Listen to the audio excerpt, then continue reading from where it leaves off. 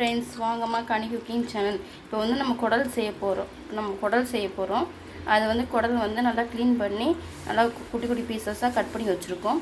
இப்போ வந்து எப்படி செய்யலாம், என்ன பண்ணலான்னு பார்க்கலாம் வாங்க. இப்போ வந்து தேவையான அளவு தண்ணி ஊற்றிக்கலாம். இந்த அளவு தண்ணி ஊற்றிருக்கோம். ஏற்கனவே இதுலேயே மஞ்சத்தூள் போட்டு தான் நம்ம க்ளீன் பண்ணியிருக்கோம். லைட்டாக உப்பு போட்டுக்கிடலாம். இப்போ மூடி வச்சுக்கலாம். அரைக்க தேவையான மசாலா என்னென்னு பார்த்துக்கலாம். தேங்காய் போட்டுக்கலாம். வந்து ஒரு சுற்று அரைச்சிட்டு அடுத்து என்னென்ன போடலான்னு பார்க்கலாம். வெங்காயம் போட்டுக்கலாம். கொஞ்சமாக தக்காளி போட்டுக்கலாம். சோம்பு போட்டுக்கலாம். பூண்டு போட்டுக்கலாம். இந்த அளவுக்கு இஞ்சி எடுத்து போட்டுக்கலாம். 4 மிளகு போட்டுக்கலாம். தேவைக்கு எடுத்து போட்டுக்கோங்க. இந்த அளவுக்கு அரைச்சாச்சுமா. இதை 2 பொருள் போட மறந்துட்டேன், இப்போ தான் போட்டேன். கசகசாவும் முந்திரியும் 2 போட்டிருக்கேம்மா, அதுவும் சேர்த்து போட்டுக்கோங்க, டேஸ்ட்டாக இருக்கும். இப்போ தாளிக்கு தேவையானது என்னென்னு பார்த்துக்கலாமா. வெங்காயம், தக்காளி, கருவேப்பிலை, கொத்தமல்லி, பெருஞ்சீரகம், பட்டை, கிராம்பு, பட்டை பாக்கெட் எல்லாம் மசாலாவும் இருக்குமா. தேவையான அளவு எண்ணெய் ஊற்றிக்கலாம். பட்டை, கிராம்பு பாக்கெட் போட்டுக்கலாம்.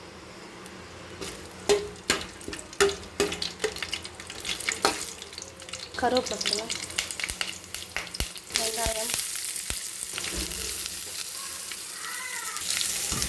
வதக்கிடலாம். 2 உப்பு கல் போட்டுக்கலாம். நல்லா வதக்கலாம். தக்காளி போட்டுக்கலாம்.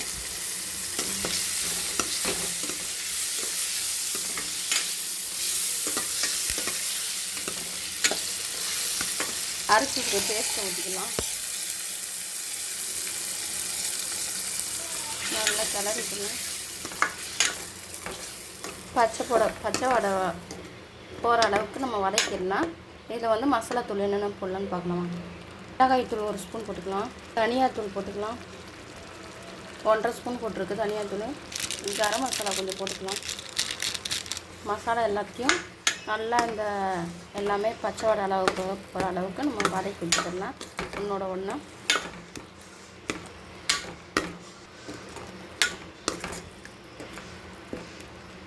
இப்போ வேக வச்சு எடுத்த குடல்ல நம்ம கொட்டிடலாம்.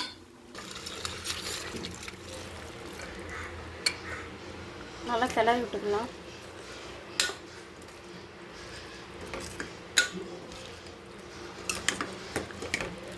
தண்ணி கொஞ்சம் ஊற்றிக்கிடலாம். எல்லாத்தையும் கிளறி விட்டுக்கலாம். மசாலா எல்லாமே கீழே இருக்கும். நல்லா கொதி வரட்டும். கொதி வந்தோடனே பார்ப்போம். உப்பு காரெல்லாம் கரெக்டாக இருக்கான்னு டேஸ்ட் பண்ணிக்கோங்க. இன்னும் கொதிக்கலை, இப்போ தான் எனக்கு கொதிக்க ஆரம்பிக்குது.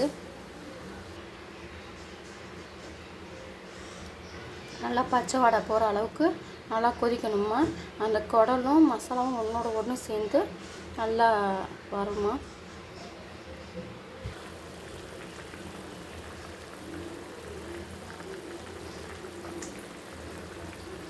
இப்போ கொத்தமல்லி தூவி போட்டுக்கலாமா. நல்லா வாசனை வந்துருச்சு. நல்லா கொத்தமல்லி போட்டாச்சு. எவ்வளோ அழகாக இருக்குது பாருங்கள். இது வந்து நல்லா காலைல இட்லி சுட்டு நல்லா ஊற்றி குடித்தா செம்மையாக இருக்கும்மா. குடல் குழம்புலாம் குழந்தை பெற்றவங்களுக்கெல்லாம் கொடுக்கலாம். வயிறு புண்ணுக்கெல்லாம் ரொம்ப நல்லது. இது வந்து குழந்தைங்களுக்கெல்லாம் ரொம்ப கொடுக்கணும். நல்லது குழந்தைங்களுக்கெல்லாம். இப்போயே நம்ம கொடுக்க ஆரம்பித்தாதான். அல்சரு அது மாதிரி உள்ளவங்களாம் இந்த குடல் குழம்பு குடித்தா சீக்கிரமாக குணமாயிரும்மா.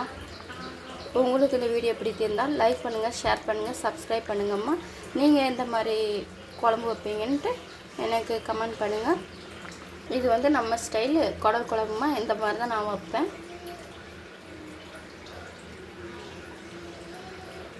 பார்க்கவே பாருங்கள் எவ்வளோ அழகாக இருக்குது பாருங்கள்.